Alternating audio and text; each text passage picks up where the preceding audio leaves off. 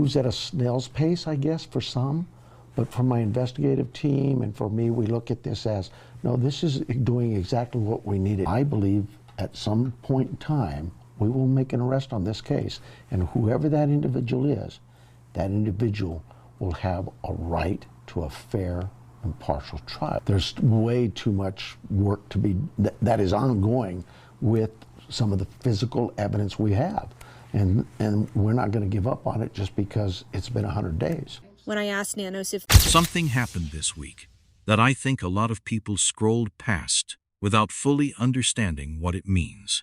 Sheriff Chris Nanos of Pima County, Arizona, sat down with People magazine and confirmed something that changes the entire picture of this investigation. He said he is no longer directly communicating with the Guthrie family. The FBI is handling those conversations now. Let me just say that plainly so it lands the way it should. The sheriff of Pima County, the man who has stood at press conference after press conference telling the public his department is on this case, is no longer talking to the family of the missing woman his department is supposed to be finding. Visual note, photo of Sheriff Nanos at a press conference podium. Nancy Guthrie is 81 years old. She is the mother of NBC anchor Savannah Guthrie. On the morning of February 1st, 2025, she vanished from her home in the Catalina Foothills neighborhood of Tucson, Arizona. There was blood found inside the house and leading toward the curb outside. Her pacemaker, which logs movement continuously, stopped registering activity at 2:28 in the morning. And as of this week, we are on day 104 with no arrest, no named suspect, and no confirmed proof of life. For over 3 months, Pima County has officially held authority over this investigation. Sheriff Nanos has been the face of it. And now he is telling a national magazine that the family is not talking to him anymore. They are talking to the FBI. Morgan Wright, a former law enforcement investigator with over 40 years of experience, was direct about what that means. He said in his entire career it is unusual for the originating agency, the one that technically holds investigative authority, to be out of communication with the victim's family. The Pima County Sheriff's Office is the originating agency here. And according to the sheriff himself, they are no longer in that conversation. Think about what that looks like from Nancy's family's perspective. Their mother and grandmother has been gone for over 3 months. They have watched press conference after press conference. They have seen everything that has been reported about how the early days of this investigation were handled. They are not isolated from that coverage. They know what has been said. And at some point quietly, they made a decision. They stopped communicating with the sheriff and started communicating with the FBI instead. Journalist Brian Enton, who has been on this case from day one, said he had wondered for a while what the Guthrie family actually thought of Sheriff Nanos. And the sheriff answered that question himself in the People magazine interview. He said the public is frustrated. He said even the Guthrie family is frustrated. He said those words out loud to a national publication. That is not a small thing to say. That is a sheriff publicly acknowledging that the family of the missing person at the center of his investigation has lost confidence in him, and then confirming in the same interview that he is no longer the one they call. Morgan Wright said that when you are working a case of this size, you always maintain contact with the family. Always. Because eventually, if this case goes to trial, you are going to need their cooperation. You are going to need their testimony. You are going to need them to trust the people who built the case. And if you have spent over 100 days allowing that trust to erode, you have created a problem for yourself that goes well beyond the investigation. Savannah Guthrie posted on Mother's Day at the 100-day mark, and wrote that her family misses Nancy with every breath and that they will never stop looking for her and will never be at peace until they find her. 104 days. The FBI has the family, and whatever comes next in this case is going to come from them, not from Pima County. In that same People magazine interview, Sheriff Nanos said something about the forensic evidence that I want to walk through carefully, because there is both hopeful news and a warning buried inside it. he said. And I am going to quote him directly here. "I know we have DNA that is unknown who the contributor or depositor is, but I think they are getting closer to finding out who that was. I have confidence in our labs. When the labs tell us there is nothing else we can do, well, then maybe we have got a problem. We have got a cold case. But right now the labs are not telling us that." Cold case.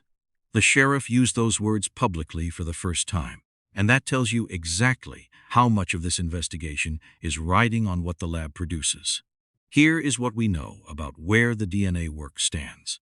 A hair sample collected from the scene was sent to the FBI laboratory at Quantico and to a private forensic firm called Estraa Forensics in mid-April. Morgan Wright explained that when the sheriff says they are getting closer to identifying the contributor, that phrasing suggests the laboratory analysis is likely already complete. What they are probably doing now is the genealogy work. That means building family trees outward from partial DNA matches in public databases, tracking second and third cousin connections, and narrowing down the list of candidates. According to Wright, that process takes roughly 60 to 90 days just to develop a clear picture of who might be connected to the sample. Mid-April plus 60 to 90 days puts us somewhere between mid-June and mid-July. We may be within weeks of that work producing a name. But Wright also added something important. DNA does not come with a date and a timestamp. You cannot look at a hair sample and know exactly when it was left or under what circumstances. The crime scene, in those first chaotic days after Nancy disappeared, was not perfectly controlled. That means there is a real possibility that DNA found inside her home was left by someone who had legitimate access to the property, not by whoever took her. Even if the genealogy work produces a name, that name still has to be placed in full context and supported by other evidence before it becomes something a prosecutor can take to court. Now, I want to spend a moment on the doorbell camera footage because Morgan Wright offered an analysis this week that genuinely reframes what most people think they understand about that recording.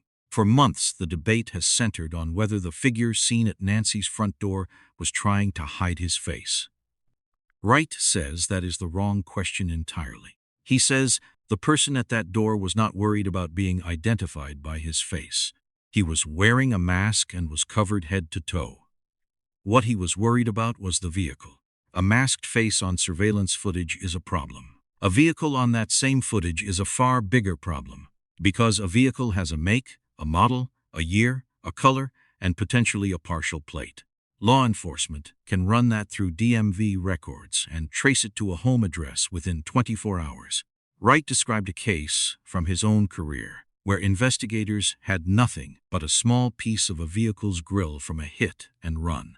From that one fragment, they identified the year, the make, the model, and a partial VIN number, and they found the car. Apply that to this case. Nancy's blood trail leads from inside the house to the curb outside and stops exactly where a vehicle would need to be positioned to load a person. That is not a guess. That is the physical record of what happened that morning. She was put into a car right there, and whoever was at that front door knew, before they ever arrived, that they needed to make sure no camera caught that car leaving. That level of planning, specifically around vehicle identification, suggests someone who either has prior experience with how law enforcement investigations work, or who prepared for this with unusual care. There is one question that has divided experts on this case since the very beginning. Was this the work of one person or two? The argument for two people has always been based on logistics. Taking an 81-year-old woman from her home against her will, managing her, transporting her, that is physically demanding. On the night Nancy disappeared, the rear floodlights at her home were smashed at roughly the same time the front doorbell camera was being covered. 2 points of the property, happening simultaneously. That suggests 2 roles and 2 people filling them. But Morgan Wright raised something this week that I think is the most compelling argument on the other side. He said, 2 people cannot keep a secret. A secret can only truly be kept by one person. The reward in this case is now $1.2 million. It has been sitting unclaimed for 104 days. Every expert who has weighed in on this case has said the same thing. If two people were involved, one of them should have called by now. That is not speculation. That is human nature under pressure. $1.2 million is a life-changing amount of money, and yet nobody has picked up the phone. Wright says that silence is actually consistent with a single offender. Someone who is carrying this alone. Someone who may not even be from the Tucson area, which would explain why nobody in the local community has connected them to this case. If this person has no prior contact with local law enforcement, no field interview records, no intelligence history in Pima County, then there is nothing in the system to pull them back into view organically. They came in, committed this crime, and left. And the only threads that can lead back to them are the DNA at Quantico, and whatever is captured in those thousands of hours of surveillance footage from the night Nancy disappeared. Now I want to be straightforward with you about what we still do not know, because I think you deserve honesty over drama. We do not know where Nancy Guthrie is. We do not know if she is alive. Law enforcement has not declared otherwise, and her family has not stopped looking. We do not know what the DNA has produced so far. We do not know what is on the sealed 911 call from that night. And we do not know what happened in those first 4 days that FBI Director Kash Patel says his agency was kept out of. What we do know is this: the FBI is now the primary point of contact for the Guthrie family. The sheriff confirmed it himself.